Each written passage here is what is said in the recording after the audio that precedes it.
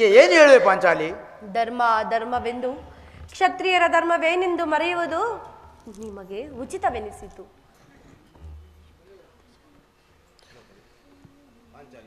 ಪಾಂಚಾಲಿ, ಯುದ್ಧದಂತೆ ಶಾಂತಿ ರಕ್ಷಣೆಯು ಕ್ಷತ್ರಿಯರ ಕರ್ತವ್ಯ. ನಾವುಗಳು ಅಭಿಮಾನಕ್ಕೆ ವಶರಾಗಿ ಯುದ್ಧವನ್ನು ಆರಂಭಿಸಿದರೆ ಮುಂದಿನ ಅವಿಚಾರಕ್ಕಾಗಿ ದುಃಖಿಸಬೇಕಾಗುತ್ತದೆ. ಅದಕ್ಕಾಗಿ ಅಲ್ಲವೇ ನಾನು ಸಂಧಿಗಾಗಿ ಸರ್ವ ಪ್ರಯತ್ನವನ್ನು ಮಾಡುತ್ತಿರುವುದು. ರಾಜೇಂದ್ರ, ದೌರ್ವಿನನ್ನು ಸಂಧಿಗೆ ಕಳುಹಿಸಿ ಅಪಮಾನ ಹೊಂದಿರುವಿರಿ. ಪುನಃ ಶ್ರೀಕೃಷ್ಣ ಪರಮಾತ್ಮನನ್ನು ಅಪಮಾನಕ್ಕೆ ಗುರಿಪಡಿಸಿರಲ್ಲ ಎಂಬುದೇ ನನ್ನ ಚಿಂತೆ. ಇದಾಗಿರಲಿ. ಏನೇ ಕೋಲಾಹಲ! ಅರ್ಜುನ, ನಾನಿನ್ನೂ ಹೋಗುವೆನು. ನಿಲ್ಲು ಪ್ರಿಯ. ಈ ಸಂಧಿಯ ಫಲಾಫಲಗಳನ್ನು ಕೇಳುವುದರಿಂದ ನನಗಾವ ಪ್ರಯೋಜನವೂ ಇಲ್ಲ. ನಿಮ್ಮ ಅಪೌರುಷದ ವರ್ತನೆಯ ಪುರಸ್ಕಾರವು ನಿಮಗಿರಲಿ. ಪ್ರತಿಜ್ಞೆಯಂತ ನಡೆಯುವ ಸ್ವಾತಂತ್ರ್ಯವು ನನಗಿರಲಿ. ಪ್ರಭು, ಸ್ವಲ್ಪ ತಡೀರಿ. ಅಲ್ಲಿ ನೋಡಿ, ಯದುಪತಿಯು ನಮ್ಮನ್ನು ನೋಡಿ ನಗುತ್ತಾ ಇತ್ತ ಕಡೆಯೇ ಬರುತ್ತಿರುವನು. ಆತನಿಂದ ರಾಜ್ಯಸಭೆಯ ಸಮಾಚಾರವನ್ನು ತಿಳಿದುಕೊಂಡು ಪುನಃ ನಿಮ್ಮಿಷ್ಟದಂತೆಯೇ ಪ್ರಯತ್ನಿಸಿರಿ.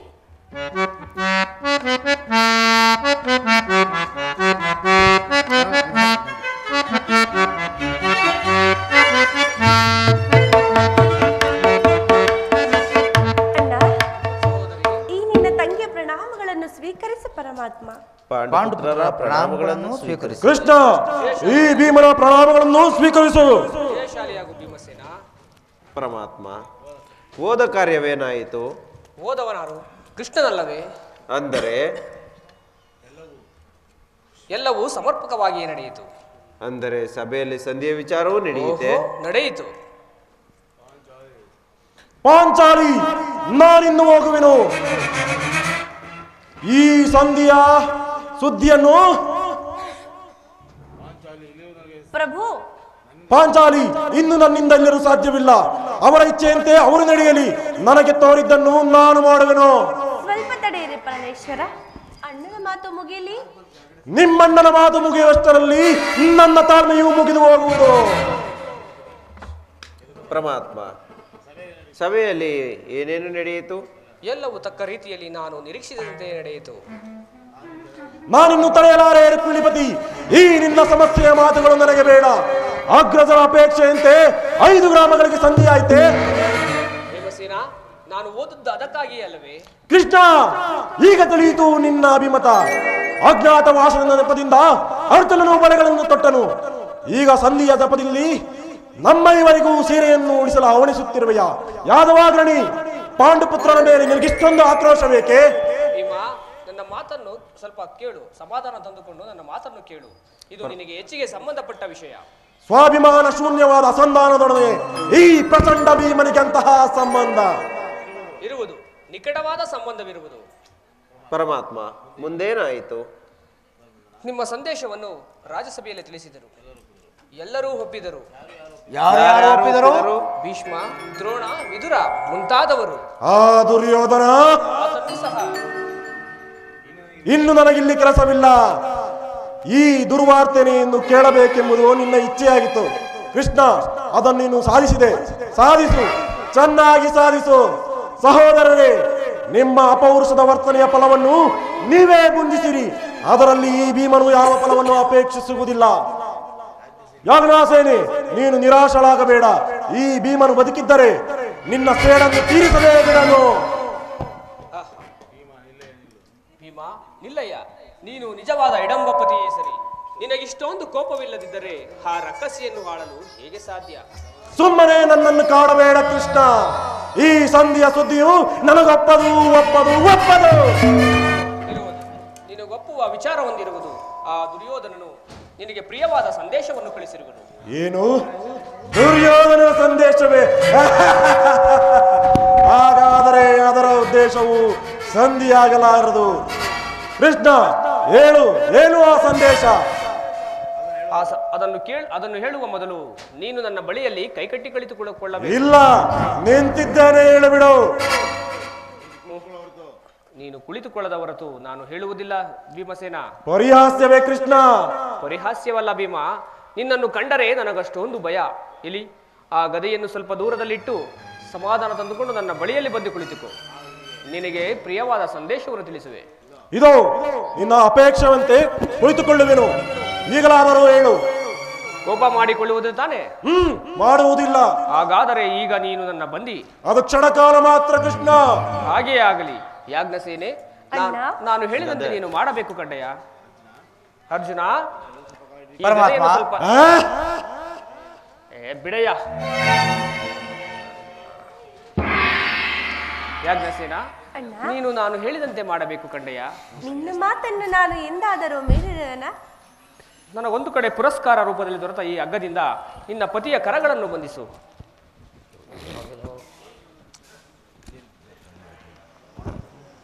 ಅಣ್ಣ, ಇದೇನು ಪರಿಹಾಸ್ಯ ಪರಮಾತ್ಮ? ಪರಿಹಾಸ್ಯವಲ್ಲ ತಂಗಿ. ನಿನ್ನನ್ನು ಶತ್ರುಗಳ ಎಡಗಡೆಯನ್ನು ಬೆಳೆಸುವುದರಲ್ಲಿ ನೀನು ಮಹಾಪಂಡಿತೆಯಂತೆ. ಅದರಂತೆಯೇ ನಿನ್ನ ಪತಿಯ ಕರಗಳನ್ನು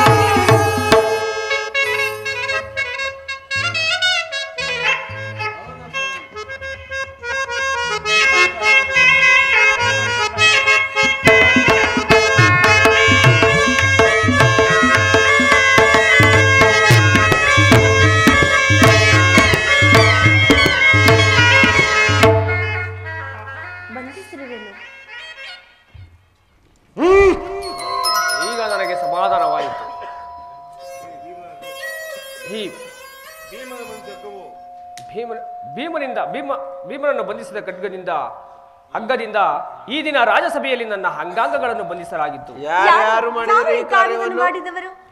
ಏನು ಹೇಳಿದ ಕೃಷ್ಣ? ಈ ಹಗ್ಗದಿಂದ ನಿನ್ನನ್ನು ಬಂಧಿಸಲೆತ್ತಿಸಿದರೆ ಯಾರು ಯಾರು ಆ ದುರಾತ್ಮರು?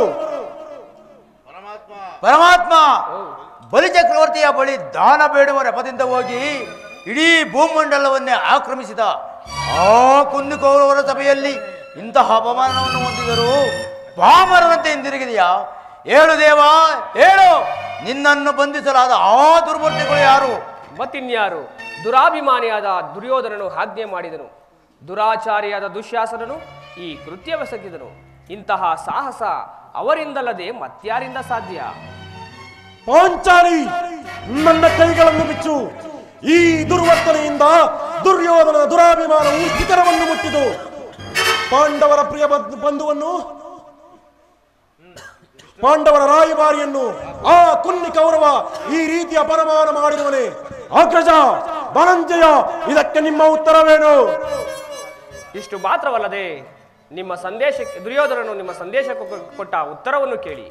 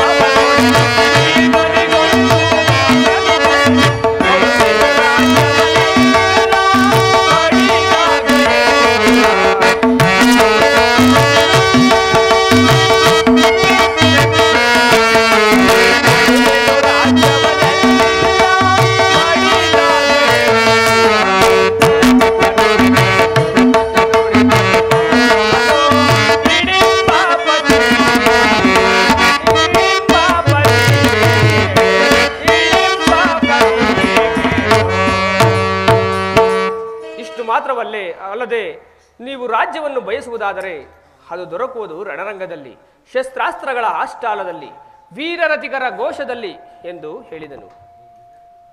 ಈ ಸಂದೇಶಕ್ಕೆ ನಮಗೆ ಉಳಿದಿರುವುದು ಒಂದೇ ಉತ್ತರ, ಅದು ಯುದ್ಧ.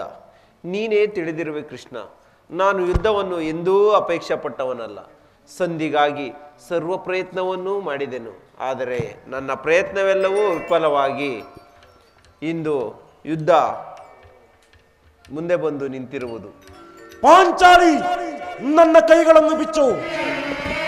ಅಗ್ರಜ, ಧನಂಜಯ, ಪರಮಾತ್ಮ, ಬಿಚ್ಚುವುದಿಲ್ಲವೇ? ಯಾರು ಬಿಚ್ಚುವುದಿಲ್ಲವೇ? ಬೇಡ, ನಾನೇ ಬಿಚ್ಚಿಕೊಳ್ಳುವೆನು. ಹರ ಮಹಾದೇವ. ಅರ್ಜುನ, ಎಲ್ಲಿ ನನ್ನ ಗದೆ? ತೆಗೆದುಕೊಳ್ಳೋಣ.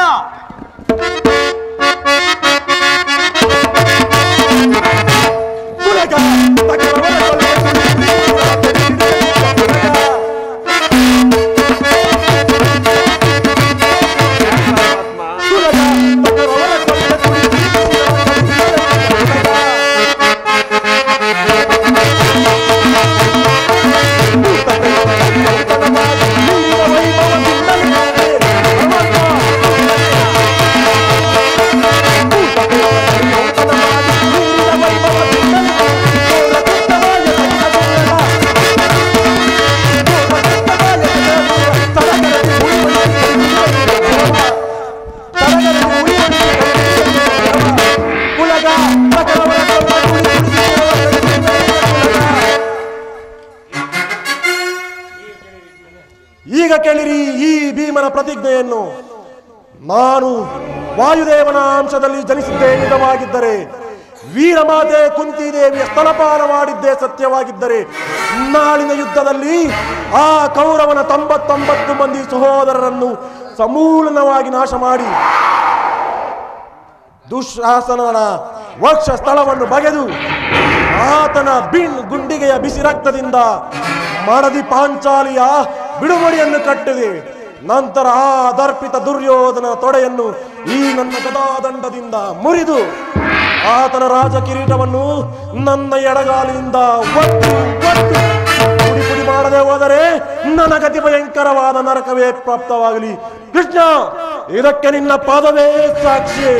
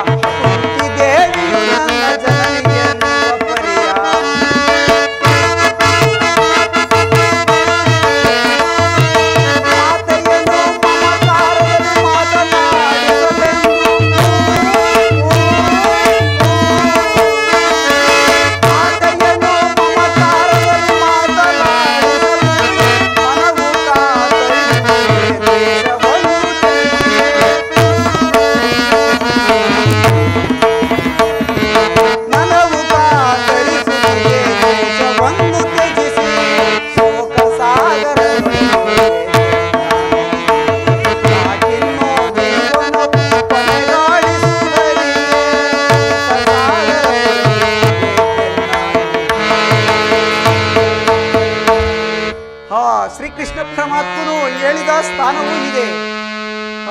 ಹೇ ಭಗವಾನ್ ಭಾಸ್ಕರ, ಆ ರಹಸ್ಯವನ್ನು ನೀನೇ ತಿಳಿದಿರುವೆ.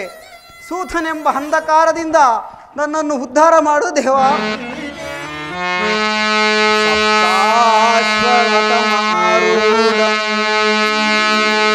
ಪ್ರಚಂಡಂ ಕಶ್ಯಪಾತ್ಮಜಂ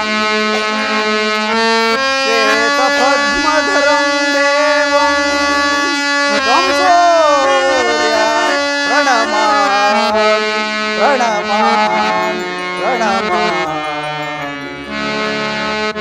ಹರಿಯಲಾರದ ಘೋರಸಂ ರಾತ್ರಿಯೊಳಗುಳಗಿದೆ.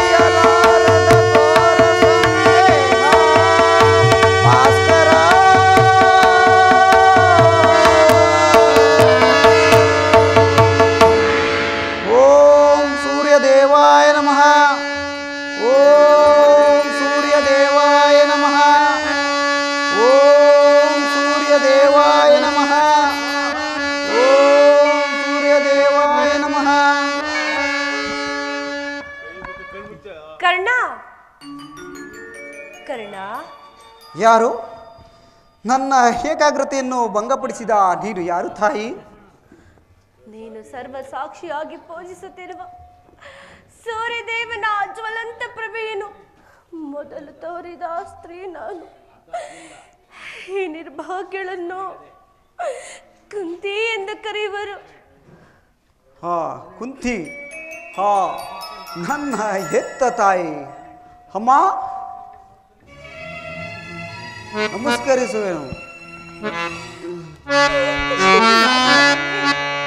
ಅಮ್ಮ, ನೀನೇನಾ ನನ್ನ ಹಡೆದ ಮಾತೆಯೋ? ಅಮ್ಮ, ನದಿಯೊಳೇಕೆ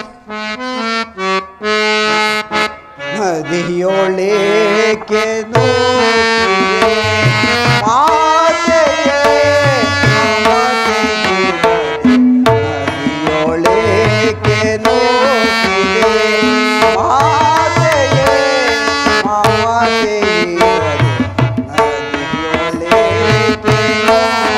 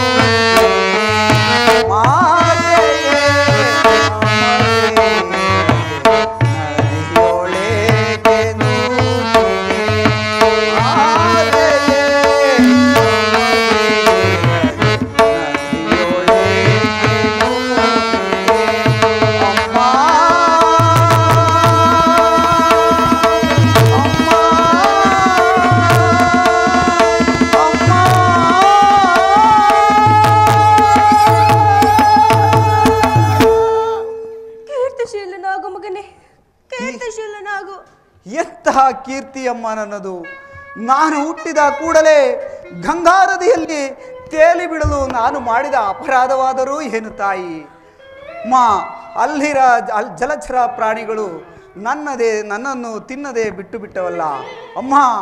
ಕಾಡಿನಲ್ಲಿರುವ ಕ್ರೂರ ಮೃಗಗಳಾದರೂ ತಮ್ಮ ತಮ್ಮ ಮರಿಗಳನ್ನು ಎಷ್ಟು ಮಮತೆಯಿಂದ ಸಾಕಿ ಸಲಿಹು. ಹೀಗಿರುವಾಗ ಎಲ್ಲರೂ ನನ್ನನ್ನು ಸೂತ, ನೀಚ, ಹೀನಕುಲದವನೆಂದು ಹೀಯಾಳಿಸುತ್ತಿರುವಾಗ ನೀನು ಒಂದೇ ಒಂದು ಮಾತಿನಿಂದ ಪರಿಹರಿಸಬೇಕಾಗಿದ್ದ. ನೀನು ಏಕಮ್ಮ ಸುಮ್ಮನಾದೆ. ಹೋಗಲಿ ಬಿಡು, ನೀನು ನನ್ನ ಹೆತ್ತ ತಾಯಿ. ಈಗಲಾದರೂ ಮಗನೆಂಬ ನೆನಪು ಬಂದಿತ್ತಲ್ಲ, ಕರುಣೆ ತೋರಿದೆಯಲ್ಲ, ಈ ಉಪಕಾರದ ಭಾರವನ್ನು ನಾನು ಹೇಗೆ ತೀರಿಸಲಿ ತಾಯಿ? ಕಂದ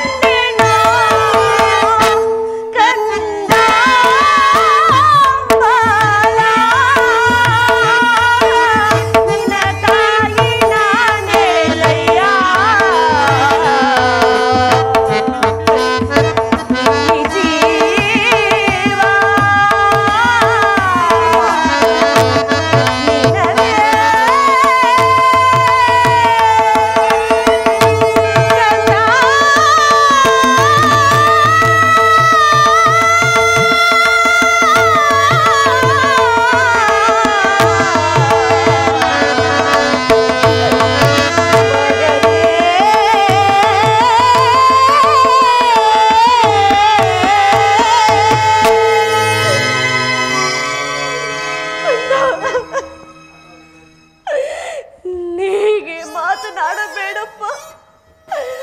ಮೊದಲೇ ನೊಂದು ಬೆಂದಿರುವ ಈ ನನ್ನ ಮನಸ್ಸಿಗೆ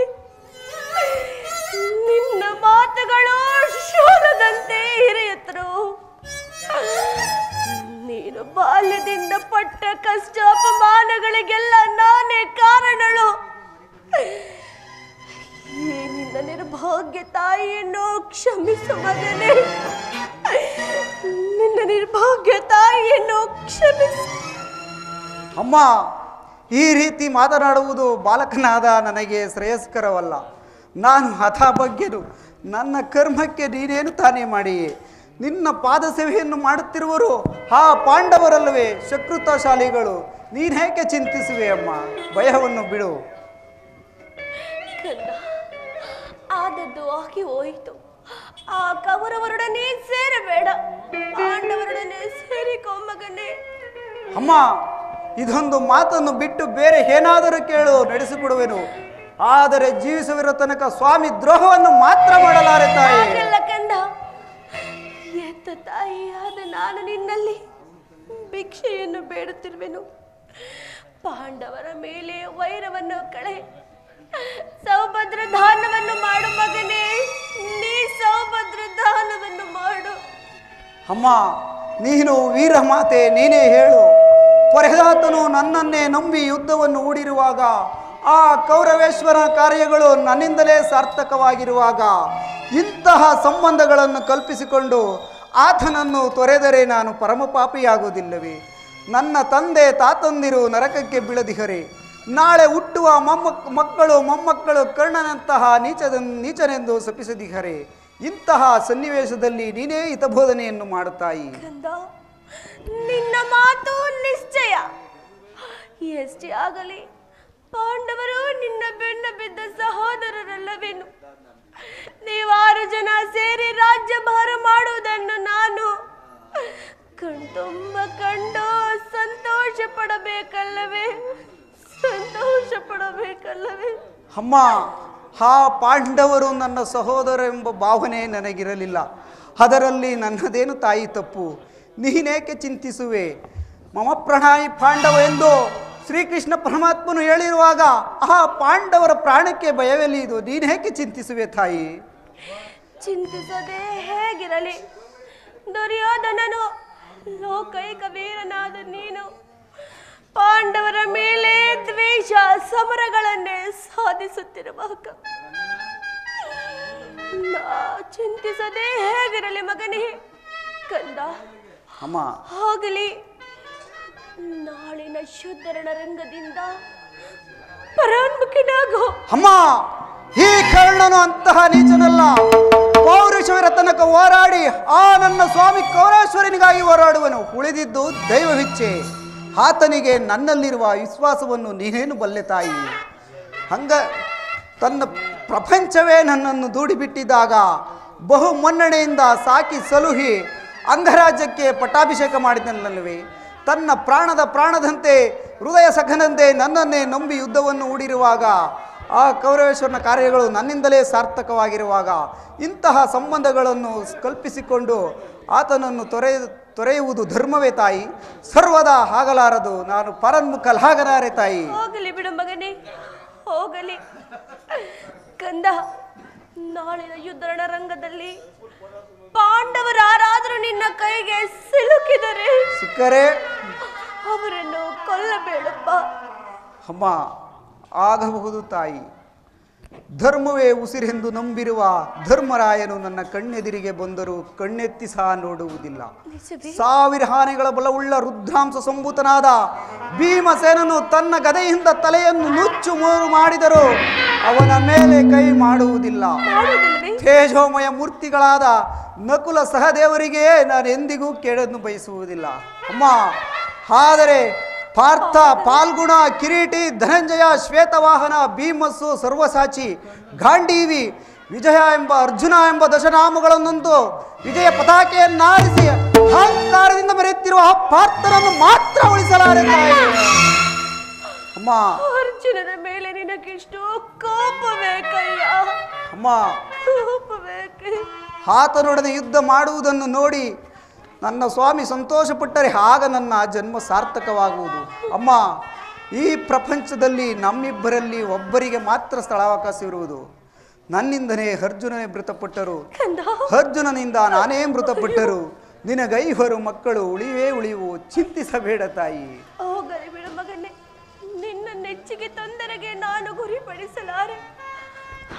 ಆದರೆ ಕೊನೆಯದಾಗಿ ನನ್ನದೊಂದು ಮಾತಿರುವುದು, ಅದನ್ನಾದರೂ ನಡೆಸಿಕೊಡುವೆಯಾ? ಅದೇನು ಹೇಳು ತಾಯಿ. ಖಂಡಿತವಾಗಿಯೂ ನಡೆಸಿಕೊಡುವೆಯಾ? ಅಮ್ಮ, ನಿನ್ನದೊಂದು ಮಾತನ್ನು ನಡೆಸಿಕೊಡಲಾರದ ಕಡು ಪಾಪಿ ಎಂದು ಭಾವಿಸಿದೆಯಾ?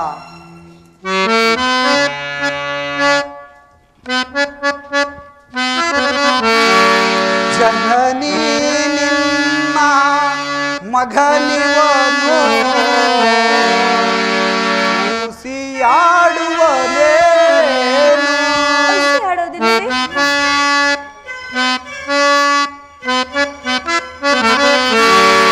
ಜನನಿ ನಿನ್ನ ಮಗನಿವನು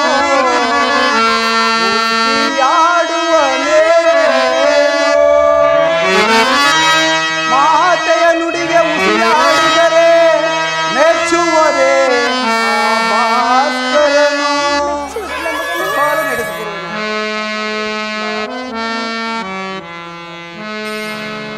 ಮಾತೆಯ ಎಂತಾದರೂ ಸರಿಯೇ ನಡೆಯುಸುವೆನು ನಿನ್ನ ನುಡಿಯ. ಎಂತಾದರೂ ಸರಿಯೇ ನಡೆಯುಸುವೆನು ನಿನ್ನ ನುಡಿಯ.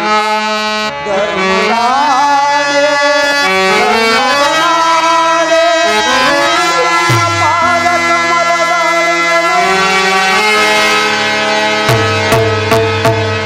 ದೊಡ್ಡ ಬಾಣವ ತೊಳೆದಿರುವನು,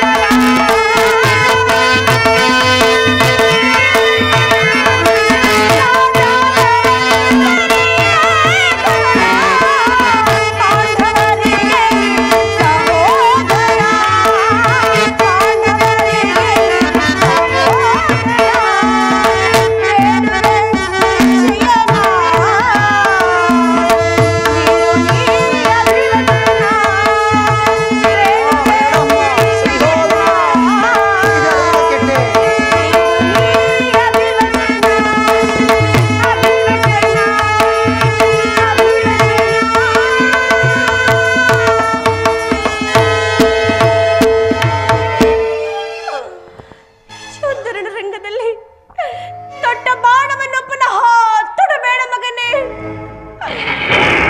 ದೊಡ್ಡ ಬಾಣವನ್ನು ಪುನಃ ತೊಡಬೇಡ. ಸುಯೋಧನ, ಈಗಲೀಗ ಕೆಟ್ಟೆ. ಅಷ್ಟದಿಕ್ಪಾಲಕರೇ, ಸೂರ್ಯ ಚಂದ್ರಾದಿಗಳೇ, ಮನು ಮುನಿಯರೇ, ನೀವೇ ನನ್ನ ಸ್ವಾಮಿ ಕೌರವೇಶ್ವರನನ್ನು ಕಾಪಾಡಬೇಕು. ಇಂದ್ರನು ನನ್ನ ವಜ್ರ ಕವಚವನ್ನು ಅಪಹರಿಸಿದನು. ಅವನ ದುರಾದೃಷ್ಟಕ್ಕೆ ಸಭೆಯಲ್ಲಿ ವಿದುರನು ಬಿಲ್ಲನ್ನು ಬಿರುದು ಬಿಸಾಡಿದನು. ಶ್ರೀಕೃಷ್ಣ ಪರಮಾತ್ಮನು ನನ್ನ ಜನ್ಮ ವೃತ್ತಾಂತವನ್ನು ತಿಳಿಸಿ ಹೃದಯ ಸ್ಥೈರ್ಯ ಧೈರ್ಯವನ್ನೇ ಕಿತ್ತುಕೊಂಡನು. ಈಗ ನನ್ನ ಹೆತ್ತ ತಾಯಿ ಬಂದು ತೊಟ್ಟ ಬಾಣವನ್ನು ಪುನಃ ತೊಡಬೇಡವೆಂದು ವಾಗ್ದಾನ ಪಡೆದಳು. ಮಾಡಲಿ, ಪ್ರಪಂಚ ದೈವ ಎಲ್ಲ ಸಂಚು ಮಾಡುತ್ತಿರುವುದು. ಮಾಡಲಿ, ಪೌರುಷವರ ತನಕ ಹೋರಾಡಿ ಆ ನನ್ನ ಸ್ವಾಮಿಗಾಗಿಯೇ ಮಡಿವೆನು. ಉಳಿದಿದ್ದು ದೈವವಿಚ್ಛೆ.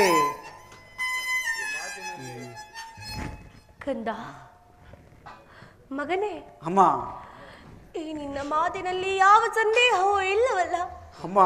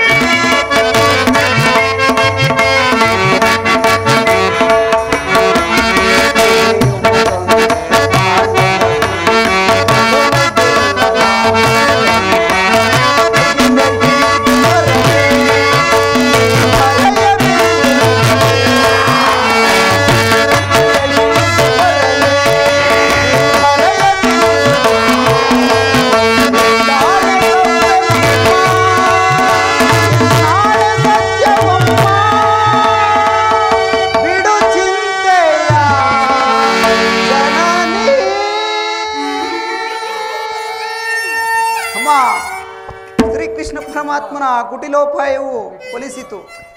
ಈ ಯುದ್ಧದಲ್ಲಿ ನಮಗೇನು ಜಯವಿಲ್ಲ. ನಿಮ್ಮೆಲ್ಲರ ಸಂತೋಷವಿದ್ದಂತಾಗಲಿ. ಹೋಗಿ ಬಾ ತಾಯಿ. ಹೋಗಿ ಬರಲೇ? ಅಮ್ಮ, ಹೀಗೆ ಬಾ ತಾಯಿ. ಅಮ್ಮ, ಯಾಕೆ ಕಂದ? ನನ್ನದೊಂದು ಮಾತನ್ನು ನಡೆಸಿಕೊಡುವೆಯಾ ತಾಯಿ? ನಿನ್ನದೊಂದು ಮಾತೆ, ಅದೇನೆಂಬುದನ್ನು ತಿಳಿಸು ಮಗನೇ. ಅಮ್ಮ, ಎತ್ತ ತಾಯಿಯ ಪ್ರಥಮ ದರ್ಶನ ಹಿಂದಾಯಿತು, ಅಂತಿಮ ದರ್ಶನ ಹಿಂದೆ ಎಂದು ತೋರುತ್ತದೆ. ನಿನ್ನ ನೋಡುವ ಭಾಗ್ಯ ಲಭಿಸುವುದೋ ಎಲ್ಲವೋ. ಈ ಮಹಾಭಾರತ ಯುದ್ಧ ಮುಗಿಯುವ ತನಕ ನಾನು ನಿನ್ನ ಮಗನೆಂಬ ವಿಚಾರವು ಯಾರಲ್ಲಿಯೂ ಹೇಳಬೇಡ ತಾಯಿ. ಏಕೆ ಕಂದ? ದೈವವಶಾತ್ ಈ ಯುದ್ಧದಲ್ಲಿ ನಾನೇನಾದರೂ ಮುಡಿದರೆ ಸತ್ಯಸಂಧನಾದ ಧರ್ಮರಾಯನ ಕೈಯಿಂದಲೇ ನನ್ನ ಉತ್ತರಾಧಿಕಾರಿಗಳನ್ನು ಮಾಡಿಸಬೇಕೆಂದು ಪ್ರಾರ್ಥಿಸುವೆನು ಅಮ್ಮ. ಇಂತಹ ಸಂಕಟ ನಾಶಗಳಿಂದ ಉಳಿಯುವ ಸಾಮ್ರಾಜ್ಯವಾದರೆ ಅಂತಹ ಸಾಮ್ರಾಜ್ಯವೇ ಇಲ್ಲದೆ ಹೋಗಲಿ. ಇಂತಹ ಸಾಮ್ರಾಜ್ಯವೇ ಇಲ್ಲದೆ ಹೋಗಲಿ.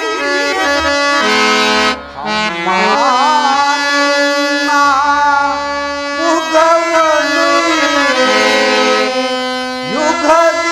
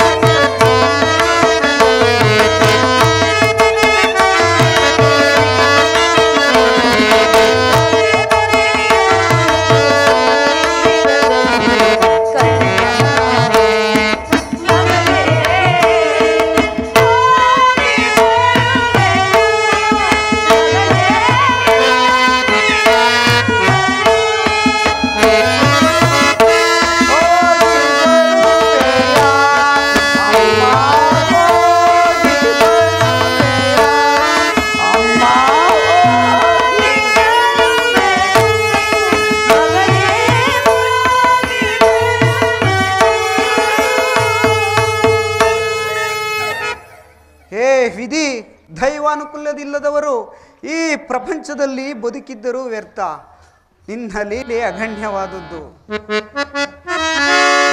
ಹರಿತವರಾರೋ ವಿಧಿ ನಿನ್ನ ಮಾಯೆಯ, ತಿಳಿದವರ್ಯಾರಿಗರೋ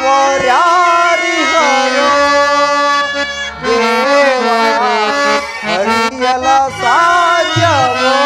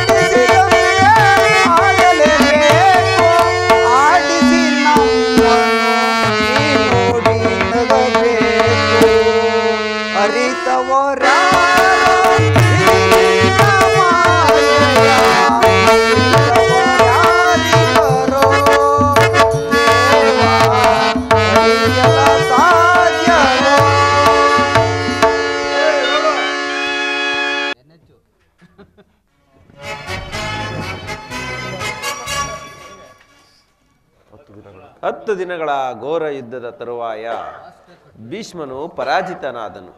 ಇನ್ನು ವಿಜಯ ಸೂರ್ಯನು ಉದಯಿಸಿದಂತೆಯೇ ಎಂದು ಭಾವಿಸಿದೆ. ಆದರೆ ಚಕ್ರವ್ಯೂಹವನ್ನು ಕಂಡು ನನ್ನ ಆಸೆಯೆಲ್ಲವೂ ಭಂಗವಾಯಿತು. ಅಗ್ರಜ, ವ್ಯೂಹದ ಮಹಾದ್ವಾರದಲ್ಲಿ ಸ್ವತಃ ದ್ರೋಣನೇ ಧನುರ್ಧಾರಿಯಾಗಿ ನಿಂತಿರುವನು. ಅವನನ್ನು ಜಯಿಸಿ ವ್ಯೂಹವನ್ನು ಭೇದಿಸಲು ಯಾರಿಂದಲೂ ಸಾಧ್ಯವಿಲ್ಲ. ನೆನ್ನೆಯ ದಿನ ನಾನು ಪ್ರಯತ್ನಿಸಿ ನಿರಾಶರಾಗಿ ಹಿಂದಿರುಗಿ ಬಂದೆನು. ಈಗಿದರ ಉಪಾಯವೇನು ಭೀಮಸೇನ? ಕೃಷ್ಣ ಅರ್ಜುನರು ಇದ್ದಿದ್ದರೆ ಚೆನ್ನಾಗಿತ್ತು. ಅರ್ಜುನನು ವ್ಯೂಹ ಪದ್ಧತಿಯನ್ನು ತಿಳಿದಿದ್ದನು. ಕೃಷ್ಣಾರ್ಜುನರು ಯುದ್ಧ ಭೂಮಿಯ ಮತ್ತೊಂದು ಪಾರ್ಶ್ವದಲ್ಲಿ ಸಂಸಾತ್ಮಕರೊಡನೆ ಕಾದಾಡುತ್ತಿರುವರು. ಅವರು ಬೇಗನೆ ಹಿಂತಿರುಗುವ ಸಂಭವವಿಲ್ಲ ಅಗ್ರಜ. ಈಗಿದರ ಉಪಾಯವೇನು? ಸರಿಯಾದ ಉಪಾಯವನ್ನೇ ಮಾಡಬೇಕು. ಇಲ್ಲವಾದರೆ ಪರಾಜಯವು ಖಂಡಿತ. ಇದಂತಾವುದು ದೊಡ್ಡಪ್ಪ. ನಿನ್ನ ಕೈಯಲ್ಲಿ ಗದೆ ಇರುವಾಗ, ನನ್ನ ಕೈಯಲ್ಲಿ ಖಡ್ಗವಿರುವಾಗ, ನನ್ನ ಪೂಜ್ಯ ತಂದೆ ಕಪಿಧ್ವಜವು ಯುದ್ಧ ಭೂಮಿಯಲ್ಲಿ ಹಾರಾಡುತ್ತಿರುವಾಗ ಪಾಂಡವರಿಗೆ ಅಪಜಯವೇ? ಈಗ ನಮಗೆ ಒದಗಿರುವಂತಹ ಆಪತ್ತಾದರೇನು ದೊಡ್ಡಪ್ಪ? ಕುಮಾರ, ಅಭಿಮನ್ಯು ದ್ರೋಣರ ಚಕ್ರವ್ಯೂಹವನ್ನು ಭೇದಿಸುವ ಶಕ್ತಿ ನಮಗಿಲ್ಲ. ವ್ಯೂಹದಿಂದ ರಕ್ಷಿತರಾದ ಕೌರವ ಸೈನ್ಯದ ಬಾಣ ಪರಂಪರೆಯು ನಮ್ಮ ಸೈನ್ಯವನ್ನು ಹತವಾಗಿಸುತ್ತಿರುವುದು. ಇದಕ್ಕೋಸ್ಕರ ಇಷ್ಟೊಂದು ಚಿಂತೆ? ನಾನು ಆ ಚಕ್ರವ್ಯೂಹವನ್ನು ಭೇದಿಸುವೆನು. ಅದಕ್ಕೆ ಅನುಮತಿಯನ್ನು ಕೇಳುವುದಕ್ಕಾಗಿ ಇಲ್ಲಿಗೆ ಬಂದದ್ದು. ಬಾಬು ಅಭಿಮನ್ಯು, ಬಾಹು, ನೀನು ನಮ್ಮ ವಂಶದ ಗೌರವ ಸ್ವರೂಪನೇ ಸರಿ. ಮಗು ಕುಮಾರ ಅಭಿಮನ್ಯು, ನೀನು ಚಿಕ್ಕವನು. ನಿನ್ನ ಉತ್ಸಾಹವನ್ನು ನಾನು ಅಭಿನಂದಿಸುತ್ತೇನೆ. ಆದರೆ ಈ ಕಾರ್ಯವು ನಿನ್ನಿಂದಾಗತಕ್ಕದ್ದಲ್ಲ.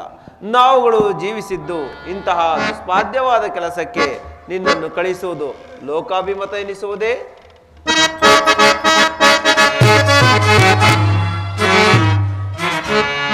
ಬಿಡೆ ಚಿಂತೆಯನ್ನು ತಡವ ಮಾಡುವುದೇ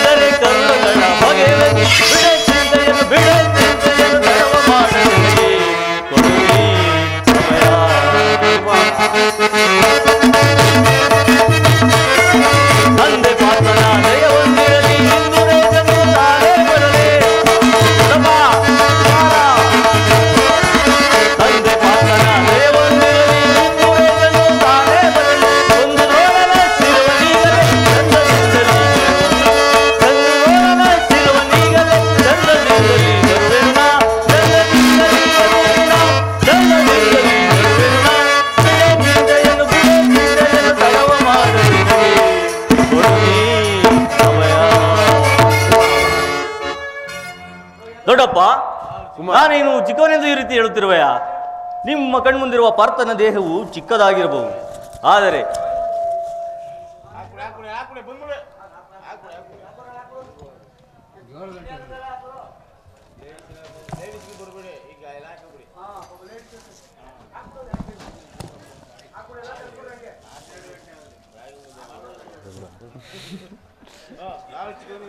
ದೊಡ್ಡಪ್ಪ, ನಾನೀನು ಚಿಕ್ಕವನೆಂದು ಈ ರೀತಿ ಹೇಳುತ್ತಿರುವೆಯ? ನಿಮ್ಮ ಕಣ್ಮುಂದಿನ ಪಾರ್ಥನ ದೇಹವು ಚಿಕ್ಕದಾಗಿರ್ಬೋದು, ಆದರೆ ಅದರೊಳಗಿನ ಜೀವಜ್ಯೋತಿಯು ಚಿಕ್ಕದಲ್ಲ. ಕ್ಷಾತ್ರ ತೇಜ ಚಿರಪ್ರಕಾಶದಿಂದ ಅದು ಜ್ವಾಜ್ವಲ್ಯಮಾನವಾಗಿ ಬೆಳಗುತ್ತಿದೆ. ಸಾಹಸದ ಪ್ರಭಾ ಫಲಕಗಳಿಂದ ಪ್ರತಿಬಿಂಬಿತವಾಗಿ ವಿಜೃಂಭಿಸುತ್ತಿರುವುದು. ಅದು ತನ್ನ ಮಹತ್ ಪ್ರಕಾಶದಿಂದ ಕುರುಕ್ಷೇತ್ರವನ್ನು ಬೆಳಗಲು ಅವಕಾಶವನ್ನು ಮಾಡಿಕೊಡಿ. ನನ್ನನ್ನು ಮಗನಾಗಿ ಪಡೆದ ಧನಂಜಯನು ಅಭಿಮಾನದಿಂದ ತಲೆತೂಗಲಿ. ವೀರ ಪಶುವಾದ ಸುಭದ್ರೆಯು ಆನಂದಾಶ್ರುಗಳನ್ನು ಸುರಿಸಲಿ. ಯೋಗ್ಯ ಸಾರವು ದೊರೆತಾಗ ಧೈರ್ಯಶಾಲಿಯಾಗಿ ಹೋರಾಡಿ ಕೀರ್ತಿಶಾಲಿಯಾಗುವುದು ಛಾತ್ರ ಧರ್ಮದ ನಿಯಮ. ಮರಣಕಂಜಿ ಶತ್ರು ಸಂಹಾರಕ್ಕಾಗಿ ಹಿಡಿದ ಈ ಖಡ್ಗದಿಂದ ಅಡಿಗೆ ಮನೆಯ ಕಾಯಿ ಪಲ್ಯಗಳನ್ನು ಕತ್ತರಿಸುತ್ತಾ ಕುಳಿತುಕೊಳ್ಳುವುದಕ್ಕಲ್ಲ. ನಾನು ತಾಯಿಯ ಗರ್ಭದಲ್ಲಿದ್ದಾಗಲೇ ಚಕ್ರವ್ಯೂಹ ಬೇಯಿಸುವ ವಿದ್ಯೆಯನ್ನು ಕಲಿತೆಯನು. ಈಗ ಅದರ ಉಪಯೋಗಕ್ಕೆ ಅವಕಾಶವೂ ದೊರೆತಿರುವುದು. ತಂದೆ, ನನಗನುಮತಿಯನ್ನು ಕೊಡಿ. ಆಗ ತಿಳಿಯುವಿರಿ ಪಾರ್ಥನ ಮಗನು ಪಾರ್ಥನಂತೆ ಪರಾಕ್ರಮಶಾಲಿ ಎಂಬುದನ್ನು. ಅಗ್ರಜ, ಅಭಿಮನ್ಯುವಿನ ಪ್ರಾರ್ಥನೆಯನ್ನು ತಿರಸ್ಕರಿಸಬೇಡ. ಈ ವೀರ ಬಾಲಕನ ಉತ್ಸಾಹಾಗ್ನಿಯ ಮೇಲೆ ಜಲಚೇತನವಾಗದಿರಲಿ. ನಾನು ಅಭಿಮನ್ಯುವಿಗೆ ಸಹಾಯಕವಾಗಿ ನಿಲ್ಲುವೆನು. ಅವನು ವ್ಯೂಹವನ್ನು ಬೆಳೆಸಿದೊಡನೆ ನಾವೆಲ್ಲರೂ ಅದನ್ನು ಒಳಕ್ಕೆ ನುಗ್ಗಿ ಅದನ್ನು ಭಿನ್ನ ಭಿನ್ನಗೊಳಿಸುವೆವು.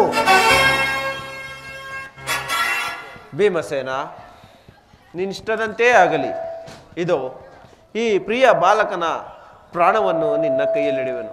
ಯುದ್ಧ ರಂಗದಲ್ಲಿ ನೀನು ಇವನನ್ನು ಒಂದು ಕ್ಷಣವೂ ಬಿಟ್ಟಿರಲಾಗದು. ಧನಂಜಯನ ಪ್ರಾಣ ಪದಕವು ಪುನಃ ಅಚ್ಚುಳಿಯದೇ ಬಂದು ಅವನ ಸೇರಲಿ. ಕುಮಾರ ಅಭಿಮನ್ಯು, ಹೋಗು, ಜಯಶಾಲಿಯಾಗಿ ಬಾ. ದ್ರೋಣರ ವ್ಯೂಹವು ನಿನ್ನ ಪಾಲಿಗೆ ಪುಷ್ಪವ್ಯೂಹವಾಗಲಿ. ನಿಮ್ಮೆಲ್ಲರ ಆಶೀರ್ವಾದವು ವಜ್ರ ಕವಚದಂತೆ ನನ್ನನ್ನು ರಕ್ಷಿಸಿದಿರುವಾಗ ಭಯ ಎಲ್ಲಿರುವುದು? ನೋಡಪ್ಪ, ಹೋಗೋಣ. ನಡೆ ಕುಮಾರ.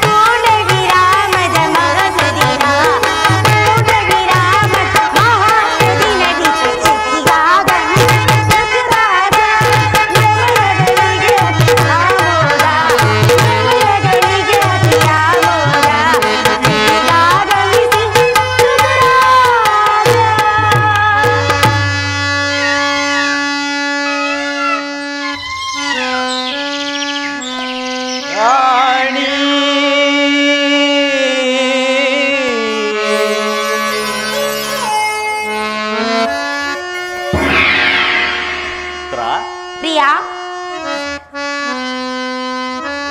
ಪ್ರಾಣೇಶ್ವರ ನಮಸ್ಕರಿಸುತ್ತೇನೆ. ಓ ರಾಣಿ ಸೊರಸಂಗಿ ಮನದನಿದೆ ಚಿನ್ಮಯ ಗುಣವೇ. ಓ ರಾಣಿ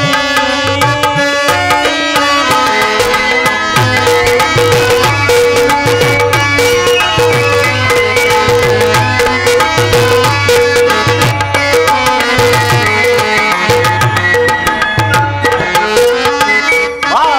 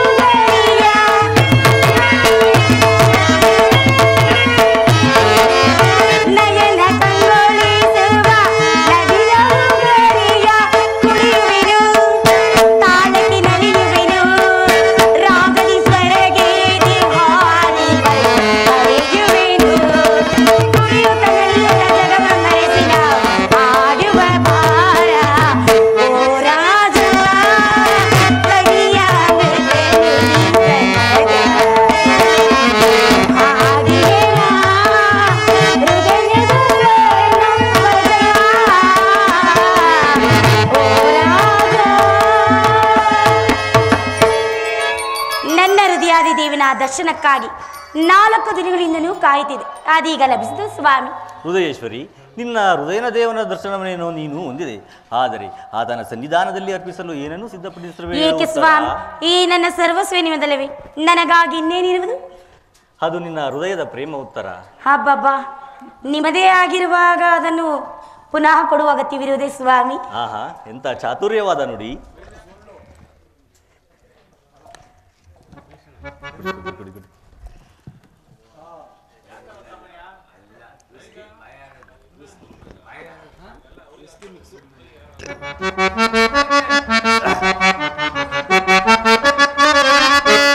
ಎಂತ ಸೌಂದರ್ಯ ನುಡಿಯಂತ ಚಾತುರ್ಯ.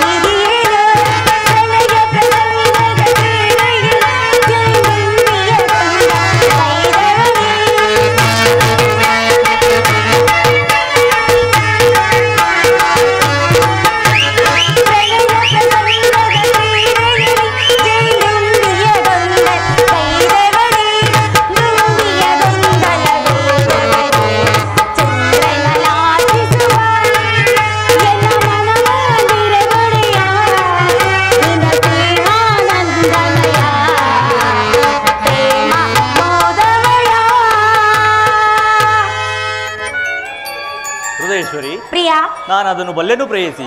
ಏನದು ಸ್ವಾಮಿ? ಆದರೆ ಪ್ರತಿದಿನವೂ ಪ್ರತಿಕ್ಷಣವೂ ನಿನ್ನ ಪ್ರೇಮ ಪೂಜೆಯನ್ನು ಹೊಸ ಹೊಸದಾಗಿ ಸವಿಯಬೇಕೆಂಬುದೇ ನನ್ನ ಅಭಿಲಾಷೆ ದೇವಿ. ಅಲ್ಲಿ ನೋಡು. ಎಲ್ಲಿ ಸ್ವಾಮಿ? ಅಲ್ಲಿ ನೋಡು ಪ್ರಿಯೆ, ವಸಂತದ ಬಳಿಯು ಹೊಸ ಹೊಸದ ಹೂಗಳಿಂದ ಸೃಷ್ಟಿಕರ್ತನನ್ನು ಆರಾಧಿಸುವುದು ನಮ್ಮಂತಲ್ಲವೇ? ಹೌದು. ಪಕ್ಷಿಗಳು ಹೊಸ ಹೊಸದಾದ ಗಾನಗಳಿಂದ ಪ್ರಕೃತಿಯನ್ನು ನಲಿಸುವವು. ಸರ್ವಸಾಕ್ಷಿಯಾದ ಸೂರ್ಯದೇವನು ಹೊಸ ಹೊಸದಾದ ಕಿರಣಗಳಿಂದ ಈ ಜಗತ್ತನ್ನೇ ಬೆಳಗುವನು. ಈ ಪ್ರೇಮದ ವಿಚಾರವೂ ಆಗಿದೆ. ಅದು ಹೇಗೆ ಸ್ವಾಮಿ? ವಿರಹದಿಂದ ಸಂವಿಲನ, ಸಂವಿಲನದಿಂದ ಪುನಃ ವಿರಹ. ನಿಜವೇ? ಈ ವಿರಹ ಮತ್ತು ಸಂವಿಲನಗಳ ಆಕರ್ಷಕ ವಿಕರ್ಷಗಳೇ ಈ ಪ್ರೇಮದ ಸಜೀವ. ಹೃದಯೇಶ್ವರಿ, ಹೃದಯೇಶ್ವರ, ನಿನ್ನೆಯ ದಿನ ನಾವು ತೀವ್ರ ಶೋಕದಿಂದ ದಗ್ಧರಾಗಿದ್ದೆವು.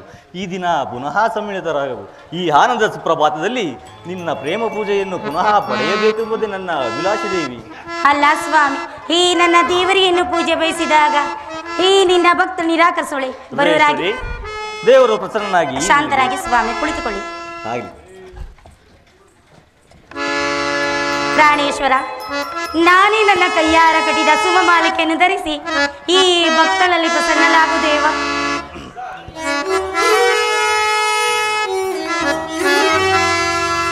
ಸುಖದ ಸ್ವಪ್ನಗಾನ ಎದೆಯ ಭಾವತಾಳ ಒಲವ ರಾಗ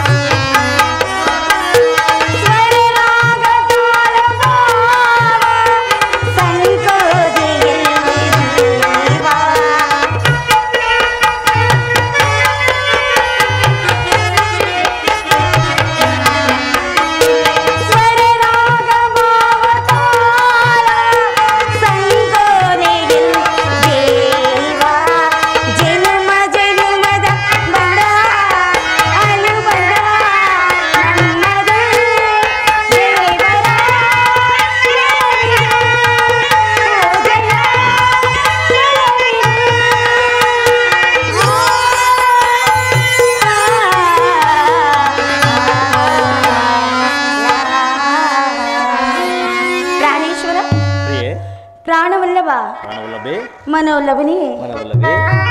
ಸುಖದ ಸ್ವಪ್ನಗಾನ ಎದೆಯ ಭಾವತಾಳ ಬಲವ ರಾಗಮೇಟಿ ನೀನೊಡನೆ ನಾನುತ್ತೀನಿ ಅದುವೇ ಜೀವನ ಅದುವೇ ಜೀವನ ಅದುವೇ ಜೀವನ.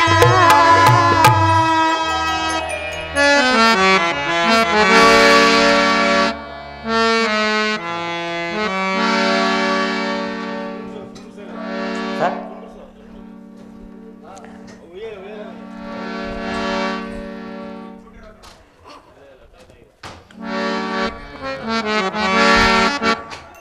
ಅರ್ಪಣೆ ನಿನಗೆ ಅರ್ಪಣೆ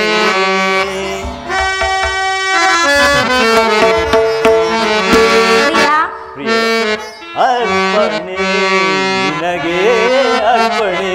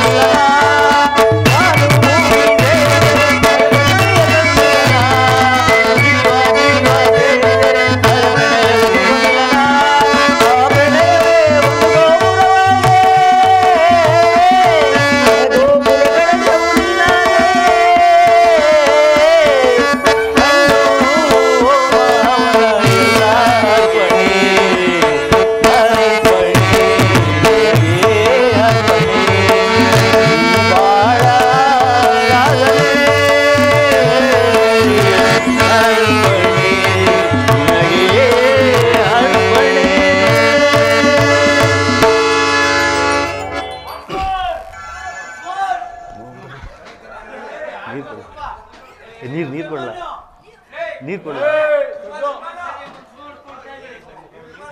ಸ್ವಾಮಿ ಆಯಾಸವಾಗಿರುವುದು ನನ್ನ ಸ್ವಾಮಿ.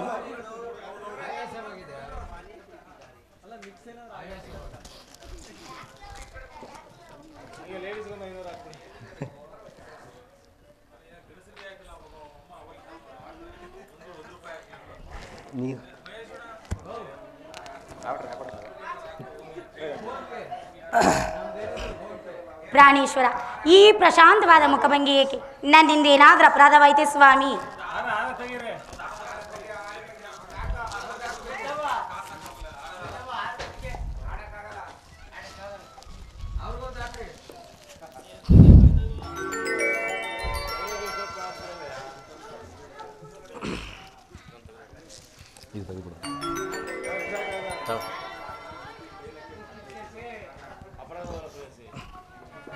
ಅಪರಾಧವಲ್ಲ ಪ್ರೇಯಸಿ.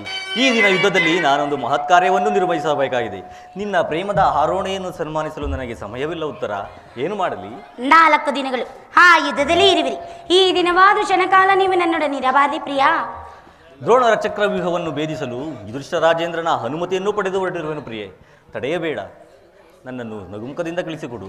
ಹಾಗಾದರೆ ಆ ಯುದ್ಧಕ್ಕೆ ಹೋಗಲೇಬೇಕಾದರೆ ಮೊದಲು ನಿಮ್ಮ ಸಂಗಡ ನಾನು ಬರುವೆ.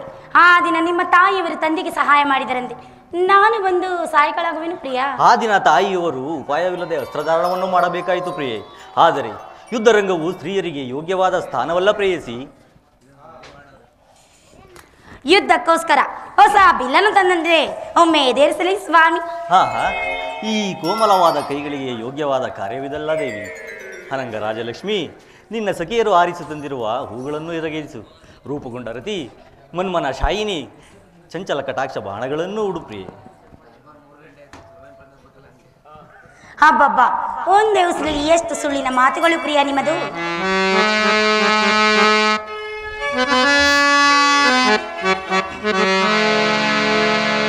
ಕಾಂದೆ ನಿನ್ನಯ ಮನವು ಮೋಹಿಸಿ ಅಡ್ಡಿ ಮಾಡುವವೇನೋ ಕರಗಳು.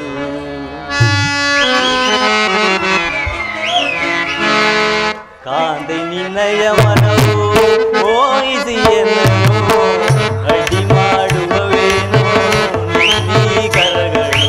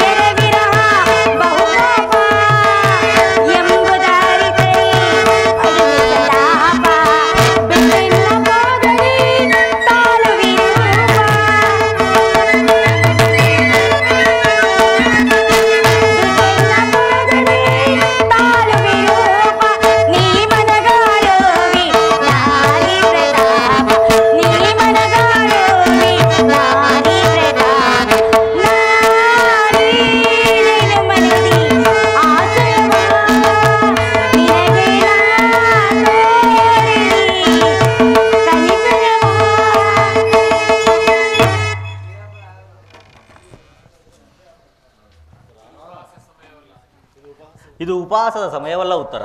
ಘೋರ ಯುದ್ಧವು ಒದಗಿರುವುದು. ನೀನು ಈಗಲೂ ನಗುತ್ತಿರುವೆಯಲ್ಲ. ಪ್ರಪಂಚದ ಸೃಷ್ಟಿಕರ್ತರಲ್ಲಿ ಇಬ್ಬರಿಬ್ಬರನ್ನು ತಿಳಿಯುವುದು. ಯುದ್ಧವನ್ನು ನಿರ್ಮಿಸಿದ ಹೃದಯಹೀನ ವಿಧಿದಾತನೇ ಬೇರೆ, ಹಾಸ್ಯಪ್ರಿಯೆ ಗಾನಪ್ರಿಯೆಯಾದ ಉತ್ತರೆಯನ್ನು ನಿರ್ಮಿಸಿದ ಕಲಾವಿದನಾದ ವಿಧಿದಾತನೇ ಬೇರೆ. ಪರಸ್ಪರ ಸಂಬಂಧವಿಲ್ಲದ ಎರಡು ವಿಭಿನ್ನ ಪ್ರಪಂಚಗಳು ಉತ್ತರ. ಹಾಗಲ್ಲ ಸ್ವಾಮಿ, ನಿಜವನ್ನು ನಾನು ಹೇಳುವೆನು. ಒಬ್ಬ ವಿಧಾತನು ಒಬ್ಬ ಉತ್ತರನ್ನು ಸೃಷ್ಟಿಸುವನು. ಇಲ್ಲಿಯವರೆಗೂ ಆ ಸಮಯ ಗಾನಶೈಲಿಯಾದ ಒಬ್ಬ ಉತ್ತರ ನೋಡಿದರು. ಆದರೆ ವೀರಸತಿ ವೀರಾಂಗನೆಯಾದ ಮತ್ತೊಂದು ಉತ್ತರ ನೋಡು. ಯುದ್ಧವು ಕ್ಷತ್ರಿಯ ಧರ್ಮ, ಆ ಧರ್ಮದ ಪಾಲನೆ ಮಾಡು ಸ್ವಾಮಿ. ಹಾಗಾದರೆ ಸಂತೋಷ ಚಿತ್ತಳಾಗಿ ಕಳಿಸಿಕೊಡಬಲ್ಲೆಯ? ನನಗೋಸ್ಕರ ದುಃಖಿಸುವುದಿಲ್ಲವೇ? ಇಲ್ಲ ಸ್ವಾಮಿ, ಪ್ರಚನ್ನವಾದ ದುಃಖವನ್ನು ಈ ನನ್ನ ಮನಸ್ಸೇ ಮರೆ ಮಾಡಿಕೊಂಡು ಮುಖದಲ್ಲಿ ಯಶವನ್ನು ಸೂಚಿಸುತ್ತಾ ಈ ನನ್ನ ಸ್ವಾಮಿಯನ್ನು ಪ್ರಾಣೇಶ್ವರ ನಾನೇ ಬೀಳ್ಕೊಡುವೆನು. ಹಾ ನಾನು ನೋಡುವುದೇನನ್ನ ಏನು ಸ್ವಾಮಿ? ಈಶ್ವರ ವರ್ಣದ ಪುತ್ಥಳಿಯಲ್ಲಿ ಶರೀರದ ಮಾರ್ಧವ, ಸಂಪಿಗೆ ಗಲ್ಲದಲ್ಲಿ ಮಂದಿಗೆ ಮಾಧುರ್ಯ. ಈ ಸಂಸಾರದ ದುಃಖದ ಮಧ್ಯದಲ್ಲಿ ಸ್ವರ್ಗದ ಆನಂದವನ್ನು ಕೇಳಿ ಧನ್ಯ ಉತ್ತರ ಧನ್ಯ. ಆರ್ಯವರ್ತದಲ್ಲಿ ನೀನು ನಾರೀರತ್ನಳು. ನೀವು ಕ್ಷತ್ರಿಯ ರತ್ನರಲ್ಲವೇ? ಕೀರ್ತಿ ಗೌರವವಿಲ್ಲ ನಿಮ್ಮ ಸಂಪತ್ತಲ್ಲವೇ ಸ್ವಾಮಿ? ಏಕೋ ಎಂತ ಹಾಗಾದರೆ ನಿನಗಾವ ಗೌರವವಿಲ್ಲವೇ ಉತ್ತರ? ಈ ದಿನ ಎಷ್ಟೋ ಜನ ವೀರನಾರಿಯರು ವೀರಪತ್ನಿಯರು ಹೃದಯದಲ್ಲಿ ದುಃಖಾವೇದಗಳನ್ನು ಅಡಗಿಸಿಕೊಂಡು ಕಣ್ಣೀರನ್ನು ಭೂಮಿಗುರಿಸಿದರೆ ಸಾಹಸಮುಖಿಯರಾಗಿ ಬೀಳುಗೊಂಡಿರುವರು. ಅವರಿಗಾವ ಗೌರವವಿಲ್ಲವೇ ಉತ್ತರ? ಇರುವುದು ಸ್ವಾಮಿ. ರಣರಂಗದಲ್ಲಿ ಸ್ವಾಮಿ ಮಡಿದಾಗ ಆತನ ಗೌರವದಿಂದ ದಲ್ಪೆಯಾಗದ ಮಡಿದಿಯಾರು. ಶತ್ರುವಿನ ಮಧ್ಯ ಪುತ್ರನ ಸಾಹಸವಣ್ಣಿಯ ಮಾತು ಕೇಳಿ ಆನಂದ ಬಾಷ್ಪ ಸುರಿಸದ ಮಾತು ಯಾರು? ಈ ನನ್ನ ಪುರುಷನ ಗೌರವಿ ನಾರಿಯ ಜೀವನ ಸರ್ವಸ್ವ ಸ್ವಾಮಿ. ಹಾಗಾದರೆ ಈ ಕುರುಕ್ಷೇತ್ರ ಮಹಾಯುದ್ಧದಲ್ಲಿ ನಾನು ಪ್ರಾಣತ್ಯಾಗ ಮಾಡಿದರೆ ಆಗ ನೀನು ನನಗೋಸ್ಕರ ದುಃಖಿಸುವುದಿಲ್ಲ ಎಂದು ಹೇಳುವ ಉತ್ತರ? ಇಲ್ಲ ಸ್ವಾಮಿ, ನಿನ್ನ ಆಜ್ಞೆಯ ವಿರುದ್ಧ ಒಂದು ತೊಟ್ಟು ಕಂಬನಿ ಏನಾದರೂ ಭೂಮಿಗೆ ಬಿದ್ದರೆ ಈ ನನ್ನ ಕಣ್ಣುಗಳನ್ನು ಕಿತ್ತು ನಿನ್ನ ಚರಣಕ್ಕೆ ಅರ್ಪಿಸುವೆ. ಈ ಉತ್ತರ ವೀರಸತಿಯಲ್ಲೇ?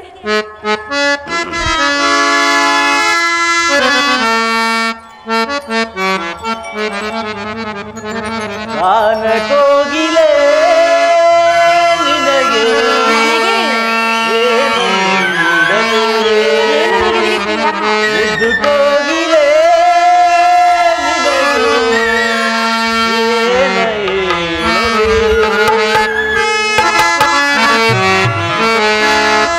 ಗಾನ ಕೋಗಿಲೆ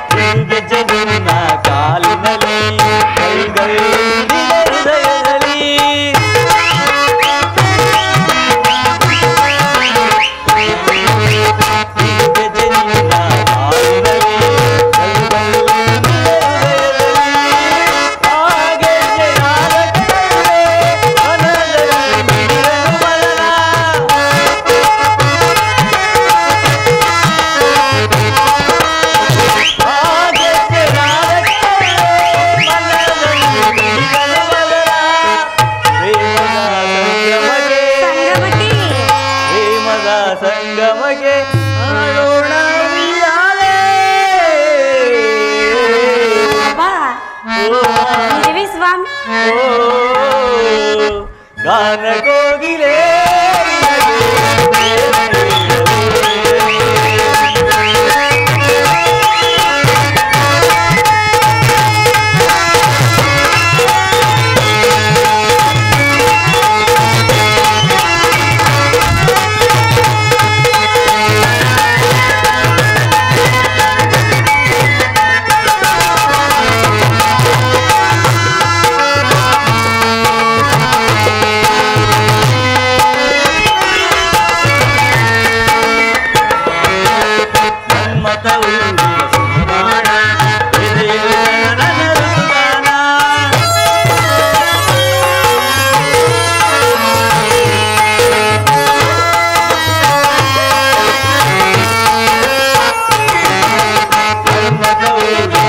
ಬಾಣ ಎದೆಯಲ್ಲಿ ತನನ ಋತುಗಾನ ನಾನಾದ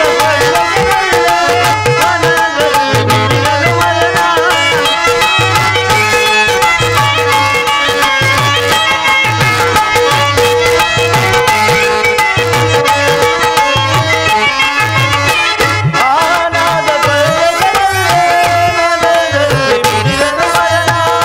ಮದನ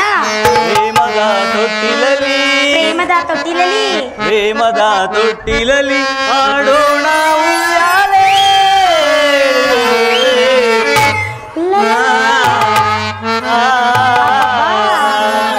ಗಾನ ಕೋಗಿಲೆ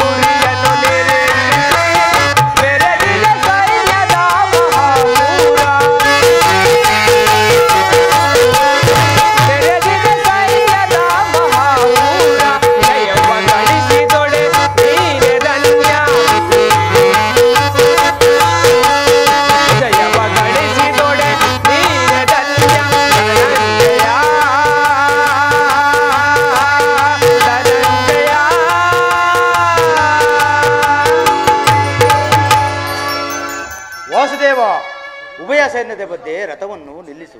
ನನ್ನೊಡನೆ ಯುದ್ಧ ಮಾಡಲು ಸಿದ್ಧರಾಗಿರುವ ವೀರ ಯೋಧರು ಸಾರಿ ನೋಡುವೆನು. ನಿನ್ನ ಯೋಧನ ಹಿತಕಾಂಕ್ಷೆಯಿಂದ ಪ್ರಾಣವನ್ನು ತೃಣಪಾಯವಾಗಿ ಪರಿಣಗಿಸುತ್ತಿರುವ ಕೃತ್ಯ ಯೋಧರನ್ನು ನನಗೊಂದು ಸಾರಿ ತೋರಿಸು. ನಿನ್ನ ಇಚ್ಛೆ ಅರ್ಜುನ.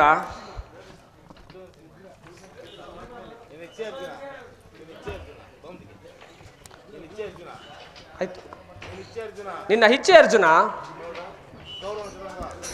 ಇತ್ತ ನೋಡು, ಕೌರವನ ಚದುರಂಗ ಬಲ ಸಮೇತವಾದ ಸೈನ್ಯವು ಪ್ರಚಂಡ ಚಂಡ ಮಾರುತದಿಂದ ಹುಲ್ಮಿಳಿತವಾದ ಸಾಗರದಂತೆ ಕಾಣುತ್ತಿದೆ. ಇತ್ತ ನೋಡು ಪಾರ್ಥ, ಕೌರವೇಶ್ವರನು ತನಗೆ ಪ್ರಿಯನಾದ ಕರ್ಣ ದುಶ್ಯಾಸನರೊಡಗೂಡಿ ಅಶ್ವಾರೂಢನಾಗಿ ಸೇನಾರಚನೆಯನ್ನ ಪರಿಶೀಲಿಸುತ್ತಿರುವನು. ಅವನ ಹಿಂದೆಯೇ ಸಿಂಧೂರಾಜನಾದ ಶಕುನಿಯೂ ಇರುವನು. ಜಯದ್ರಥನ ಬಲಗಡೆ ಒಂದೇ ವಿಧವಾದ ಚತುರಾಶ್ವರಥದಲ್ಲಿ ಕುಳಿತಿರುವವರೇ ಕೌರವೇಶ್ವರರ 98 ಮಂದಿ ಸಹೋದರರು. ಅವರ ಸಮೂಹದಲ್ಲಿಯೇ ದುರ್ಯೋಧನನ ಮಕ್ಕಳೂ ಇರುವರು. ಅವರ ರಕ್ಷಣೆಗಾಗಿ ಧನುರ್ಧಾರಿಯಾದ ದ್ರೋಣನು ಸ್ವಲ್ಪ ಮುಂದೆ ನಿಂತಿರುವನು. ವಲ್ಕಲಧಾರಿಯಾಗಿ ಗಂಭೀರ ಮುದ್ರೆಯಿಂದ ನಮ್ಮತ್ತ ನೋಡುತ್ತಿರುವನೇ ಅಶ್ವತ್ಥಾಮನು. ಇತ್ತ ನೋಡು ಪಾರ್ಥ, ಸ್ವರ್ಣಮಯವಾದ ಅಷ್ಟಾಶ್ವಶೋಭಿತ ರಥದಲ್ಲಿ ಶ್ವೇತವಸನಧಾರಿಯಾಗಿ ಕುಳಿತಿರುವ ಆ ಮಹಾಪುರುಷನೇ ಕೌರವರ ಸೇನಾಧಿಪತಿ ಭೀಷ್ಮನು. ನೆರೆ ಕೂದಲಿನಿಂದ ತುಂಬಿದ ಅವನ ಮಸ್ತಕದಲ್ಲಿ ವಜ್ರಖಚಿತವಾದ ಅಧಿಕಾರ ಮಕುಟವು ಬೆಳಗುತ್ತಿದೆ. ಆತನು ನಿನ್ನ ಪೂಜ್ಯ ಪಿತಾಮಹನು. ಭರತ ಕಂಡ ಕೀರ್ತಿ ವಂಶ ಜ್ಯೋತಿಯ ಯುದ್ಧವನ್ನು ಪ್ರಾರಂಭಿಸುವ ಮೊದಲು ಆ ಮಹಾಪುರುಷನಿಗೆ ವಂದಿಸು. ಆಜ್ಞೆ ಮಾಧವ. ಭೀಷ್ಮನ್ ಕುರುಪಿತ ಮಹಾನಿಮಗೆ ವಂದಿಸುವೆನು. ನನ್ನ ಪ್ರಣಾಮಗಳನ್ನು ಸ್ವೀಕರಿಸಿ. ಆರ್ಯ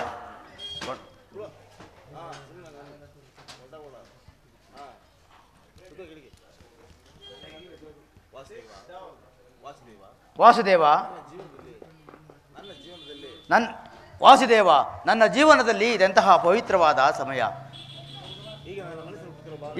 ಈಗ ನನ್ನ ಮನಸ್ಸಿನಲ್ಲಿ ಹುಟ್ಟಿದಿರುವ ಭಾವನೆಯು ನೀನು ಬಲ್ಲೆಯಾ? ಆಹಾ, ಇದೇನು ಅರ್ಜುನನ ಪತನವೋ ಅಥವಾ ಉತ್ಥಾನವೋ? ಏಕೆ ಮಿತ್ರ ವಿಚಲಿತನಾಗಿರುವೆ? ಪರಮಾತ್ಮ,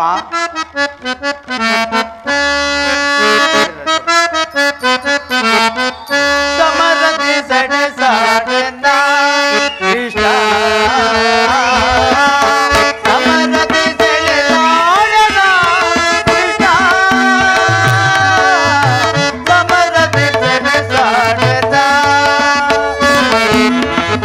ರೂಪಾಂತರ ಶಿರಸೆ ದಿಲೆನ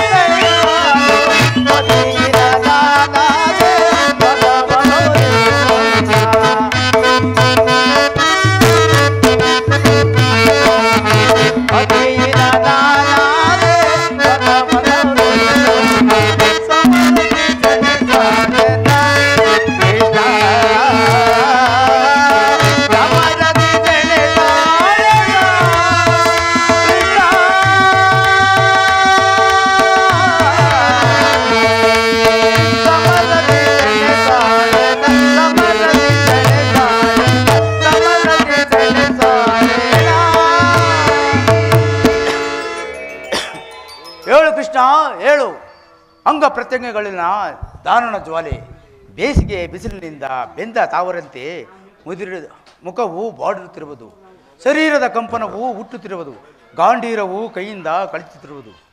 ನಾನು ನೋಡುತ್ತಿರುವುದು ಇವರೆಲ್ಲರೂ ಬಂಧು ಬಾಂಧವರು, ಮಿತ್ರರು, ಜ್ಞಾತಿಗಳು. ಇವರೆಲ್ಲಷ್ಟು ಧಮನಿಗಳಲ್ಲಿ ಕುರುವಂಶದ ರಕ್ತ ಭರತವಂಶದ ರಕ್ತವು ಹರಿಯುತ್ತಿರುವುದು ನೀನು ಬಲ್ಲೆಯ? ಅರ್ಜುನ, ಇದೇನು ಇಂತಹ ವಿಷಮಾವಸಾರದಲ್ಲಿ ನಿನ್ನಲ್ಲಿ ಇಂತಹ ಕಲ್ಮಶಭಾವವು ಹೇಗೆ ಹುಟ್ಟಿತು? ಕ್ಷತ್ರಿಯ ವೀರನಾಗಿ ಅನಾರ್ಯನಂತೆ ವರ್ತಿಸುವೆಯಾ? ತೆರೆದ ಸ್ವರ್ಗದ ಬಾಗಿಲನ್ನು ತಿರಸ್ಕರಿಸಿ ನರಕದ ಮಾರ್ಗವನ್ನು ಹಿಡಿಯಬೇಡ. ಆದರ್ಶನರನೆಂದು ಹೆಸರಾಗಿ ಹೇಡಿ ಎಂಬ ನಿಂದನೆಯನ್ನ ನೀನು ಸಹಿಸಲಾರೆ. ಈ ದೌರ್ಬಲ್ಯವನ್ನು ತಿಳಿಸಿ ಯುದ್ಧಕ್ಕೆ ಸಿದ್ಧನಾಗು ಪಾರ್ಥ. ವಾಸುದೇವ, ಒಂದು ಸಾರಿ ಕುರು ಸೈನ್ಯದ ಕಡೆಗೆ ದೃಷ್ಟಿಸಿ ನೋಡು. ಭೀಷ್ಮನು ನನ್ನ ಪೂಜ್ಯ ಪಿತಾಮಹನು. ಆಚಾರ್ಯ ದ್ರೋಣರು ನನಗೆ ಅಸ್ತ್ರ ಶಿಕ್ಷಣವನ್ನು ಕೊಟ್ಟ ಗುರುಗಳು. ಪೂಜ್ಯ ಅರ್ಹರಾದ ಇವರ ಮೇಲೆ ಬಾಣವನ್ನು ತೊಡುವುದು ಬೇಡ.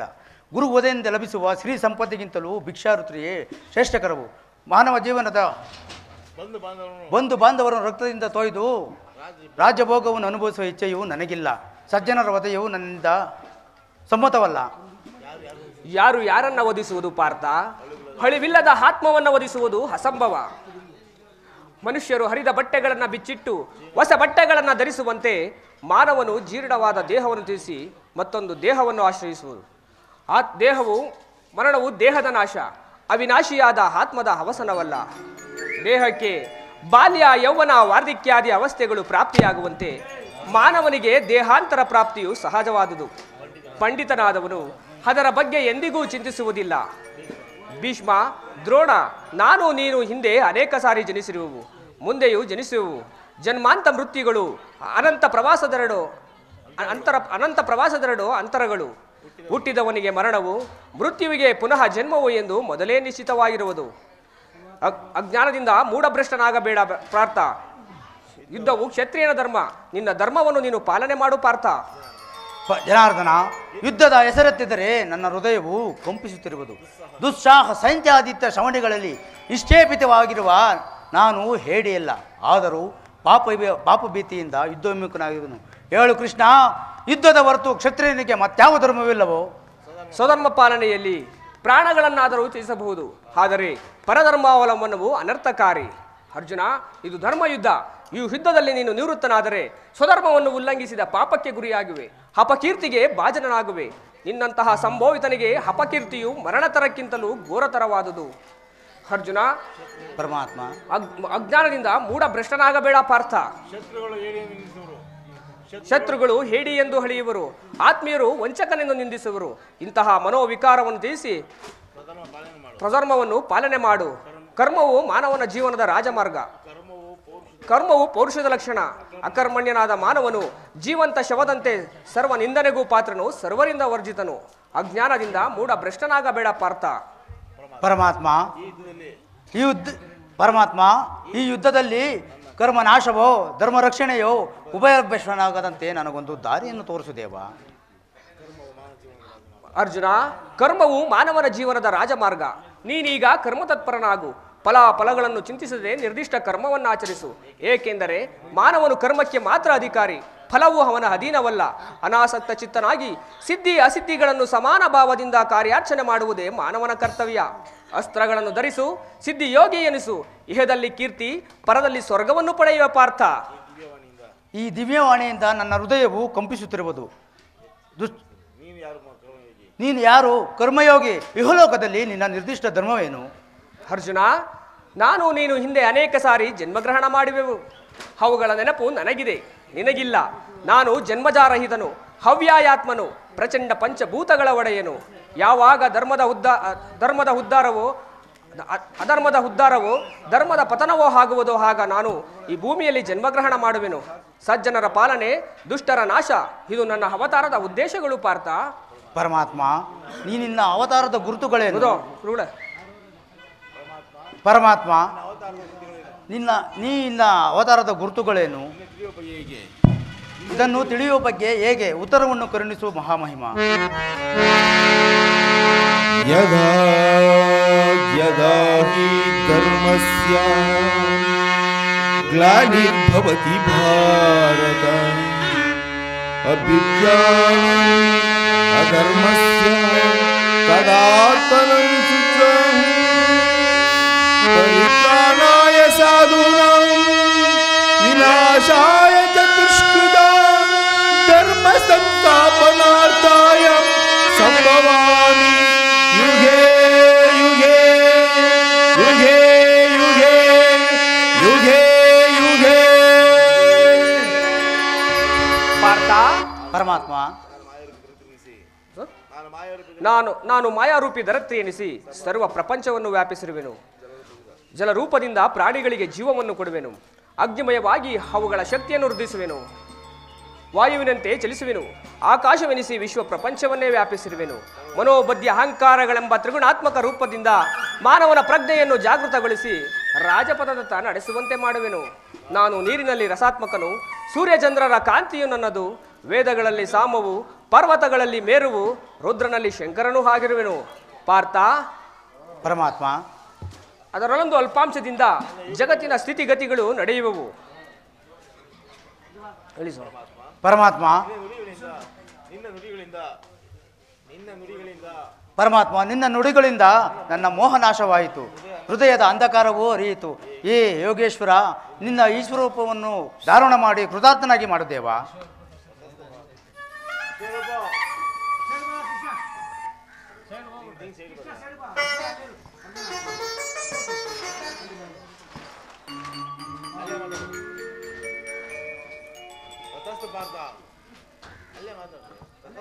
ತಥಾಸ್ತು ಪಾರ್ಥ, ನನ್ನ ಸಂಹಾರ ಮೂರ್ತಿಯ ದರ್ಶನ ಮಾಡು. ಕರಾಳ ಕಾಲ ಸ್ವರೂಪನು ನಾನು. ಕುರುಕ್ಷೇತ್ರ ಯುದ್ಧದಲ್ಲಿ ಸಮ್ಮಿಳಿತವಾಗಿರುವ ಸಮಸ್ತ ಯೋಧರನ್ನು ಒಂದೇ ಬಾರಿ ಆಪೋಷಣ ಮಾಡಿ ನನ್ನ ಉದರದಲ್ಲಿ ಧರಿಸಿರುವೆನು. ನೀನು ನಿಮಿತ್ತ ಮಾತ್ರಕ್ಕೆ ನನ್ನ ಸಹಾಯಕನಾಗು. ಯುದ್ಧದಲ್ಲಿ ಜಯಶೀಲನಾಗಿ ಕೀರ್ತಿಯನ್ನು ಗಳಿಸುವೆ. ಆಹಾ, ಇದೇನು ಭಯಾನಕ ರೂಪವಿದು. ಮಾನವ ಚಕ್ಷುಗಳಿಂದ ನಾನು ನೋಡಲಾರೆನು. ಭಯವನ್ನು ಬಿಡು ಪ್ರಾಣಸಕ. ಗದಾಚಕ್ರ ಶೋಭಿತನಾದ ನನ್ನ ಸೌಮ್ಯ ಮೂರ್ತಿಯ ದರ್ಶನ ಮಾಡು. ಸಾಗರದ ಮಧ್ಯದಲ್ಲಿ ಪ್ರಶಾಂತವಾದ ಜಲರಾಶಿಯ ಮೇಲೆ ನಡೆಯುವ ನಾವೆಯಂತೆ ನಿನ್ನ ಹೃದಯವು ಶಾಂತವಾಗಿರಲಿ. ಈ ಕುರುಕ್ಷೇತ್ರ ಯುದ್ಧದಲ್ಲಿ ನಿನ್ನ ನೌಕೆಯು ಎಲ್ಲಿಯೂ ಪದಭ್ರಷ್ಟವಾಗದಂತೆ ದಡವನ್ನು ಸೇರಿಸಲು ಕರ್ಣಾಧಾರನಾಗಿ ನಿಂತಿರುವೆನು ಪಾರ್ಥ. ಅದು ಅಲ್ಲಿ ನೋಡು, ಭೀಷ್ಮನು ಹಿತ್ತ ಬರುತ್ತಿರುವನು. ಯುದ್ಧಕ್ಕೆ ಸಿದ್ಧನಾಗು ಪಾರ್ಥ.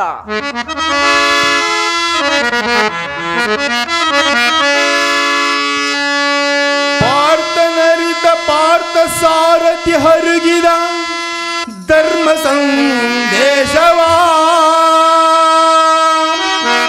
ಕವಿದ ಮಮಕಾರವ ತೊಲಗಿ ಪಿಡಿದ ಗಾಂಡಿ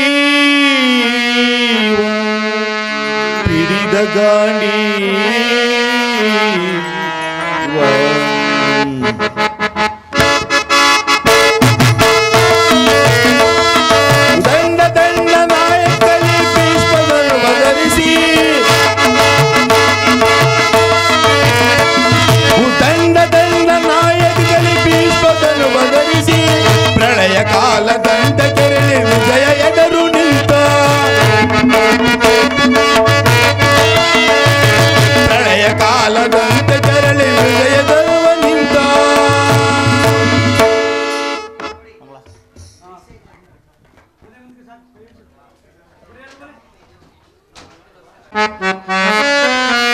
ಜಯ ಮಂಗಳದಾಯಕ ಹರಿಯೇ जय पावन शौर्य मुरारी जय मंगलदायक हरिये जय पावन शौर्य मुरारी जय मंगलदायक हरिये मंगलवर गुण श्रीलोला जय मंगलवर गुण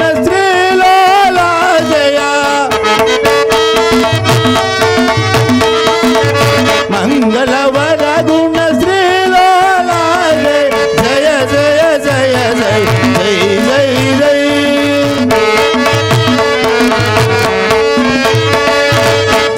जय जय जय जय जय जय जय मंगलदायक हरिये जय जय पावन शौरि मुरारी जय मंगलदायक हरिये